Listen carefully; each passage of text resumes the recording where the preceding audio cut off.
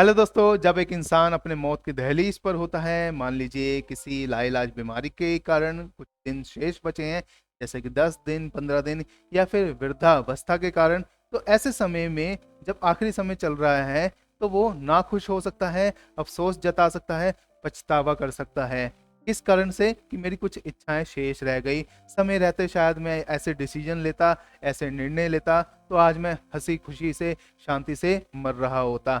आपने सुना ही होगा, जब कोई मर जाता है तो हम आरआईपी लिख देते हैं आज की डेट में, जिसको रेस्ट इन पीस बोलते हैं। इसका मतलब ही यही है कि मरने वाले को शांति प्राप्त हो। अब उसकी अगर इच्छाएं शेष रह गई तो शांति कैसे प्राप्त होगी? वह तो अशांत ही रह जाएगा। तो इसलिए बोलते हैं समय रहते हमें कुछ चीज़ें अपने लिए भी करनी चाहिए, खुद को भी खुश रखना चाहिए। दूसरों को खुश रखते रखते कहीं ऐसा ना हो कि खुद का जीवन भी बिल्कुल ऐसे ही फ्लैट लाइन की तरह चला जाए। एक ऑस्ट्रेलियन लेखिका हैं, मोटिवेशनल स्पीकर भी हैं, जिन्होंने नर्स के रूप में कार्यरत रहते हुए मरीजों से बात की। उनका नाम है ब्रोनी वेयर। आप पढ़ भी सकते हैं उनके बारे में, मैं भी पढ़ रहा था तो मुझे अच्छा लगा। मोटिवेशनल रूप में एक बहुत ही पॉजिटिव मैनर में उन्होंने बातें लिखी हैं। तो उन्होंने 5 ऐसे रिग्रेट्स लिखे जिसको बिल्कुल कॉमन रिग्रेट्स माना गया है, जो सभी मरीजों में बराबर से ही पाए गए, यानी सभी का मतलब वही निकला।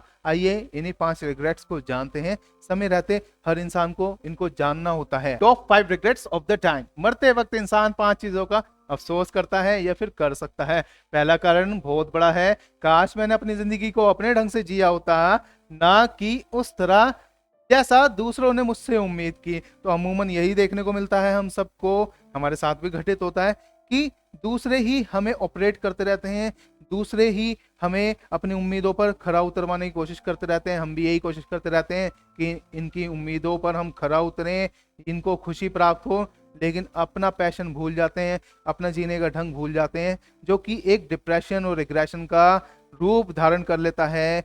मान लीजिए मिड एज में भी धारण कर सकती है ऐसी बात। मान लीजिए आप अपनी उम्र के बीच वाले पड़ाव पर हैं, 40 साल के हो गए, 50 साल के हो गए, तो ऐसे में आपके मन में ये भाव आ सकता है कि मैंने अपना पैशन तो फॉलो ही नहीं किया। मुझे बोला गया कि तुझे इंजीनियर ही बनना है, लेकिन मेरी उसमें कोई रुचि नहीं थी। मुझे ज़बरदस्ती उनको खुश रखने के लिए, दूसरों को खुश रखने के लिए ये करना पड़ा। लेकिन जो मेरा अंदरूनी जहन था, यानी मेरा पैशन था, मैं तो ये चाहता था कि मैं म्यूज़िक कंपोज़र बनूं या फिर कोई आर्टिस्ट बनूं या साइंटिस्ट बनूं। मैंने परस्यू किया ही नहीं। तो ये तो बहुत बड़ा गिल्ट बनकर, यानी मलाल बनकर उभरता है आखिरी समय पर। तो इस चीज़ का आप गौर करें, अभी से ही अपने पैशन को जारी रखें, अपने पैशन को कभी भी ना छोड़ें। अगर आप मजबूरी में भी फंसे हुए हैं कमाई के चक्कर में, फिर भी आप साइड बाय साइड थोड़ा थोड़ा अपने पैशन पर काम करते रहिए, जिससे आपके अंदर कोई भी गिल्ट ना रह जाए। अब देखिए दूसरा कारण, काश मैंने इतनी ज़्यादा मेहनत नहीं की होती। अधिकतर ये पुरुषों में देखने को मिलता है। ऐसा ब्रोनी वेयर ने भी मेंशन किया जब उन्होंने महिलाओं से बात की, तो अधिकतर महिलाओं के ऊपर कोई रिस्पॉन्सिबिलिटी नहीं थी कमाने की, लेकिन पुरुषों के ऊपर थी। तो उनको बहुत ज़्यादा मेहनत करनी पड़ी, तो वो वर्कोहलिक बने, हार्ड वर्किंग बने। ऐसे में उन्होंने ये बताया कि उनको कभी अपने बच्चों को बड़ा होते देखने का मौका ही नहीं मिला, अपनी पत्नी से ढंग से बातचीत करने का, रहने का साथ में मौका नहीं मिला, कहीं घूमने का मौका नहीं मिला, कहीं इनके साथ में घूमने जाऊं, ये भी मौके प्राप्त नहीं हुए। तो ये एक बहुत बड़ा गिल्ट पुरुषों में रह जाता है, जो कि अभी से ही आपको ध्यान देना है। आपको मान लीजिए मेहनत में इन्वॉल्व होना है। देखिए कमाना पूरी जिंदगी है, सीखना सब कुछ पूरी जिंदगी है, ये सब चलता रहेगा। लेकिन जो आपकी अपनी इमोशनल फीलिंग है, इसके प्रति भी आपको सचेत रहना है। मान लीजिए आपको घूमने का मन है, तो उसको दबाना नहीं है, घूम कर आना है। वो आपको देखना है आप कैसे एडजस्ट करेंगे। तो ध्यान रखना कि घूम कर जरूर आए, घर पर अपना समय निकालें, बच्चों के साथ बात करें, ग्रो होते हुए देखें उनको, ताकि आपके अंदर ये गिल्ट ना रह जाए। अब देखिए, काश मैंने अपनी भावनाएं जताने की हिम्मत की होती, ये बहुत बड़ा फैक्टर है।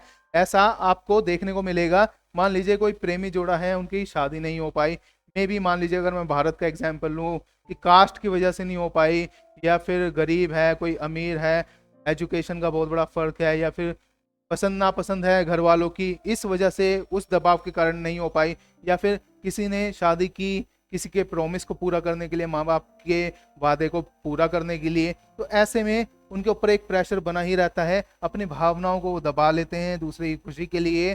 फिर क्या होता है, ये उनके साथ एक गिल्ट के रूप में, डिप्रेशन के रूप में लगातार चलता ही रहता है।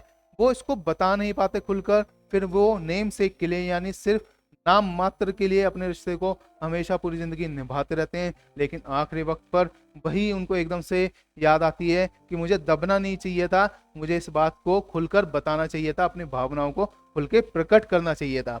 देखिए चौथा कारण, काश मैंने अपने दोस्तों से बनाए रखा होता, यानी उनके साथ दोस्ती खत्म ना की होती, जो संपर्क है वो खत्म ना किए होते। तो ऐसा देखने को मिलता है कि जब आप नौकरियों में बिजी होते हैं तो धीरे धीरे साथ दोस्तों का कम हो जाता है, दोस्त भी कम हो जाते हैं, उनसे संपर्क टूट जाता है। पता नहीं कौन सा दोस्त कहाँ मशगूल है, कोई खबर नहीं किसी की। तो ऐसे में एक फीलिंग आ सकती है, क्योंकि दोस्ती एक ऐसी चीज है जो कि आपको नॉस्टैल्जिक बनाती है, पुरानी भूली बिसरी यादों में लेकर जाती है। तो हमेशा ध्यान रखना है, दोस्तों के साथ कभी भी लिंक ना तोड़ें, उनके साथ संपर्क स्थापित रखें, हाय हेलो समय समय पर भेजते रहें, ताकि आपको ऐसा प्रतीत ना हो कि मैं तो 15 साल से नहीं मिला, 20 साल से नहीं मिला, अब कहाँ होगा, अब तो मेरे पास समय भी नहीं है मिलने का। तो इस चीज से बचने के लिए दोस्ती बनाए रखें।